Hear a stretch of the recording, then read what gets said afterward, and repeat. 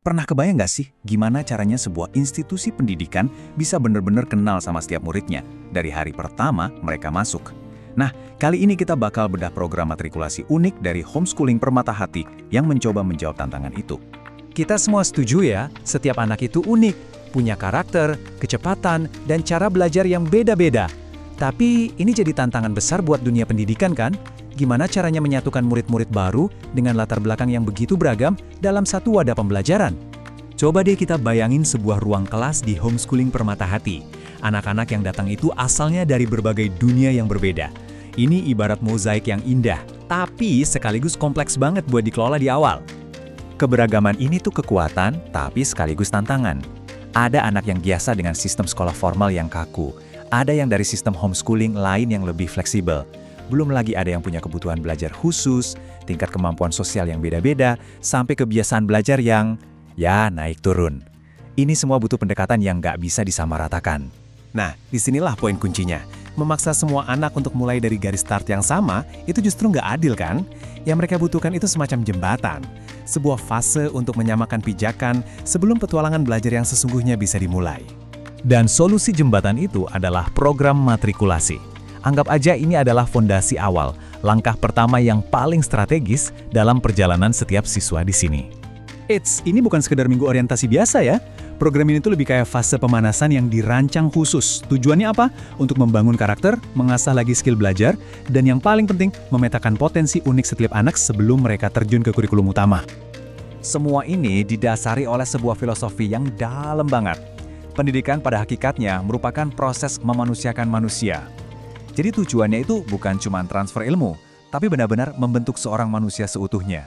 Jadi, apa aja sih target utamanya?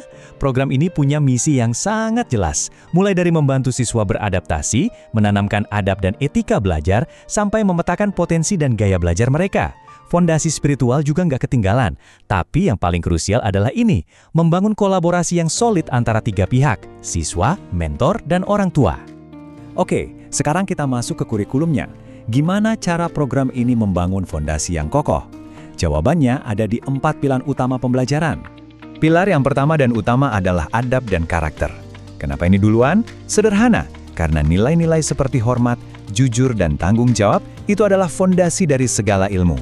Tanpa adab, ilmu setinggi apapun bisa jadi rapuh. Pilar kedua, keterampilan belajar.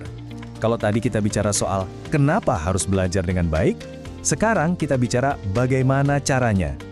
Di sini, siswa dibekali dengan skill penting, disiplin, manajemen waktu, dan yang terpenting, jadi pembelajar yang mandiri. Lanjut pilar ketiga, ibadah dasar. Pilar ini menyentuh sisi spiritual. Bukan cuma soal teori, tapi lebih ke memperkuat pemahaman dan praktik ibadah sebagai kompas moral dalam kehidupan mereka sehari-hari. Dan pilar keempat, pengembangan potensi diri. Disinilah setiap anak didorong buat menemukan percikan dalam diri mereka, mengenali dan mengeksplorasi bakat serta minat unik yang mereka miliki. Nah, kurikulum yang keren ini nggak akan jalan kalau sendirian. Program ini ditopang oleh sebuah segitiga pendukung yang sangat kuat, yaitu elemen manusianya.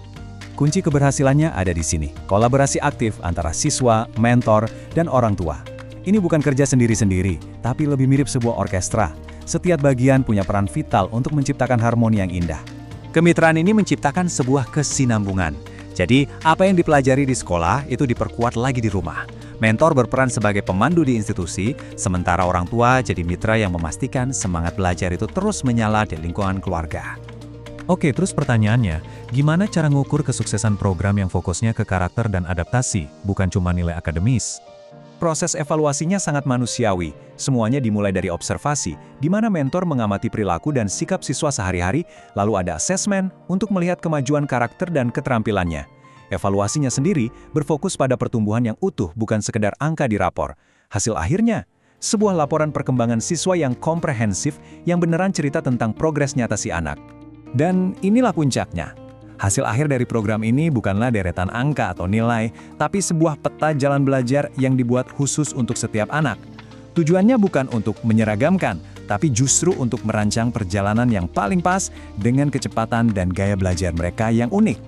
Dengan fondasi personal yang kokoh ini, program matrikulasi ini benar-benar menyiapkan setiap anak untuk perjalanan belajar yang jauh lebih bermakna.